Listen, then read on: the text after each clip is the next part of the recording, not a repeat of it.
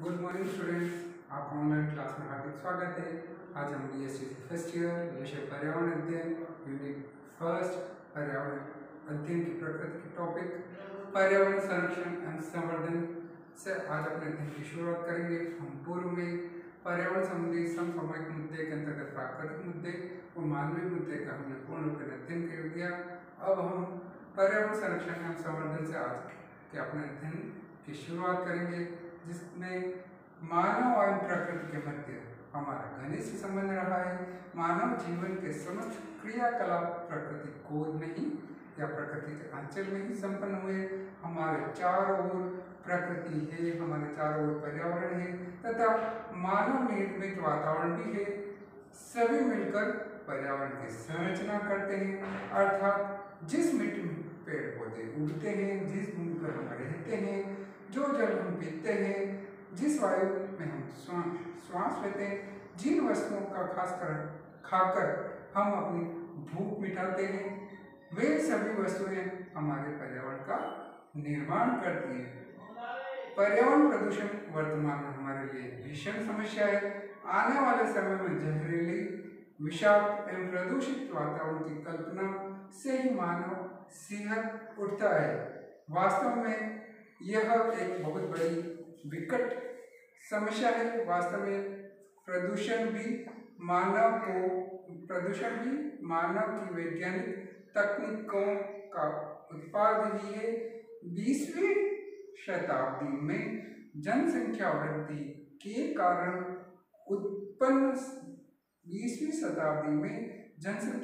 के कारण समस्त मानव जाति के समक्ष प्रकृति तथा पर्यावरण को लेकर अस्तित्वहीनता की स्थिति उत्पन्न होती जा रही है। यद्यपि पर्यावरण संतुलन की योग्यता प्राणियों में पाई जाती है, फिर भी पर्यावरण की सीमा है, एक हद है। इस सीमा से परे पर्यावरण अपने आप ही प्रदूषित हो जाता है। जनसंख्या वृद्धि के फलस्वरूप अनेक प्रकार के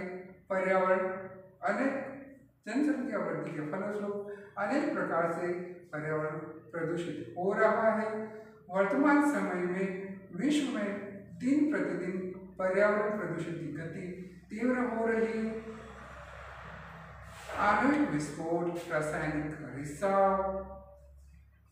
खाद्य कीटनाशक दवाएं, औद्योगिकीकरण आदि से भी पर्यावरण प्रदूषण में वृद्धि हो रही है। पर्यावरण के मानव पर प्रभाव के संबंध में स्वर्गीय श्रीमती इंदिरा गांधी ने पर्यावरण शिक्षा संबंधी अंतर्राष्ट्रीय सम्मेलन में अपने विचार इस प्रकार व्यक्त किए थे। आधुनिक युद्ध जैसा अनावश्यक तत्व और कोई नहीं हो सकता। भयंकर हथियार जितनी शीघ्रता से विनाश करते हैं, उतनी शीघ्रता से कोई हथियार कार्य नहीं करता, क्योंकि ये भयंकर हथियार न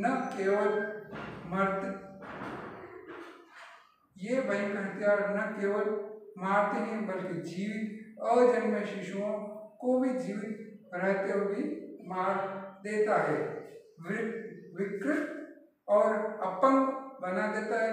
वे भूमि को विषाक्त बना देते हैं।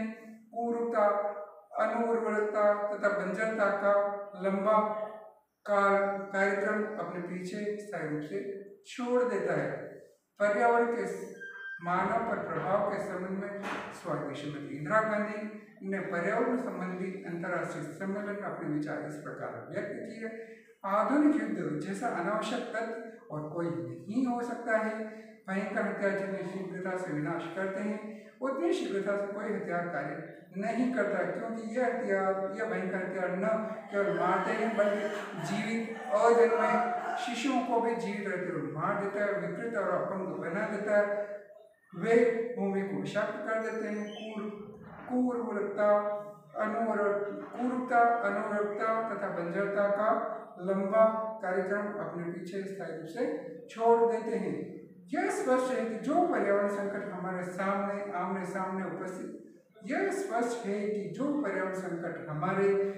सामने उपस्थित है, वह हमारे ग्रह के भविष्य को गंभीर रूप से परिवर्तित कर देंगे।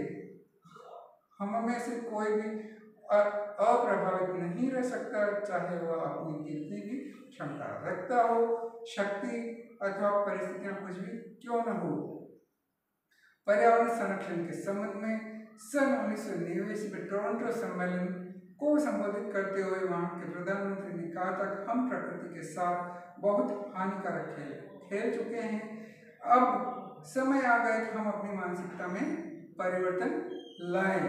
इस सम्मेलन में विषैली गैसों, कीटनाशकों तथा रासायनिक उत्पादों के नियंत्रण पर भी विशेष ध्यान दिया गया तथा इन कार्यक्रमों को अपनाने हेतु अंतर्राष्ट्रीय स्तर पर निवेदन किया गया। पर्यावरण संरक्षण के लिए प्राकृतिक संसाधनों के संरक्षण एवं संवर्धन पर भी ध्यान दिया जाना अनिवार्य है। पर्यावरण संरक्षण एवं संवर्धन के अंतर्गत आज हम अध्ययन करते हैं, जिसमें हम संक्षिप्त रूप से आपको वापस बता रहा हूँ कि मानव एवं प्रकृति के मध्य अपना घनिष्ठ संबंध रहा है। मानव जीवन के समस्त क्रियाकलाप प्रकृति को में संपन्न हुए।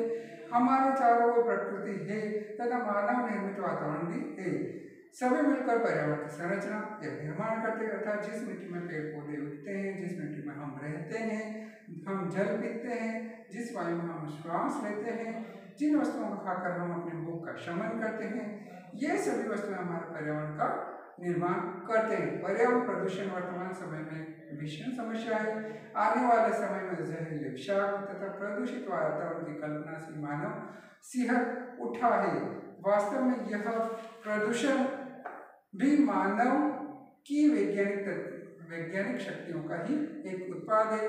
20वीं शताब्दी में जनसंख्या वृद्धि के कारण समस्त मानव जाति के समक्ष प्रकृति तथा पर्यावरण को लेकर अस्तित्वहीनता की स्थिति उत्पन्न होती जा रही है।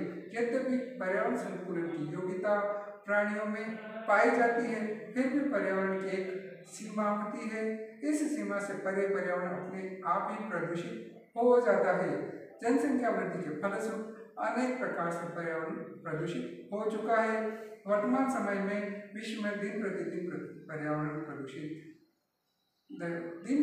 वर्तमान समय में विश्व में दिन प्रतिदिन पर्यावरण प्रदूषण की गति तीव्र होती जा रही है। आणविक विस्फोट, रासायनिक रिसाव, खाद्य कीटनाशक, औद्योगिकरण आदि से भी पर्यावरण प्रदूषण में वृद्धि हुई है।